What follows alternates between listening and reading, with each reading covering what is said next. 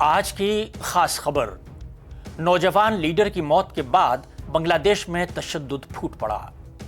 بنگلہ دیش کی راجدھانی ڈھاکہ میں آج جمعے کو اس وقت تشدد پھوٹ پڑا جب جمہوریت نواز نوجوان لیڈر شریف عثمان ہادی، جو قاتلانہ حملے میں زخمی ہو گئے تھے، بعد میں سنگاپور میں علاج کے دوران ان کی موت ہو گئی۔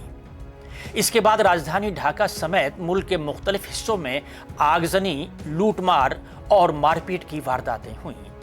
حالات اس حد تک بگڑ چکے ہیں کہ ہندوستانی اداروں کو بھی نشانہ بنایا جا رہا ہے۔ چاٹگام میں ہندوستانی ہائی کمیشن پر پتھراؤ کی بھی اطلاع ملی ہے۔ سابق پی ایم شیخ حسینہ کے خلاف طلباء کی تحریک میں انقلاب منچ اور عثمان ہادی کا بھی کلیدی کردار بتایا جاتا ہے۔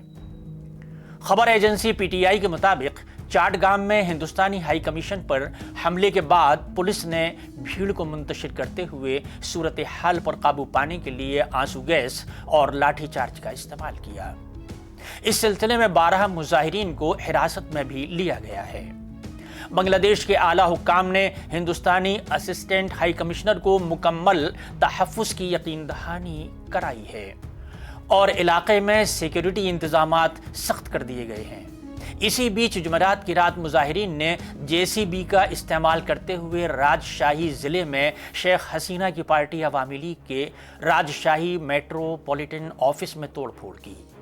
بنگلہ دیش کے عبوری چیف ایگزیکٹو محمد یونس نے عوام سے اپیل کی ہے کہ ملک میں امن و قانون اور نظم و ضبط برقرار رکھیں۔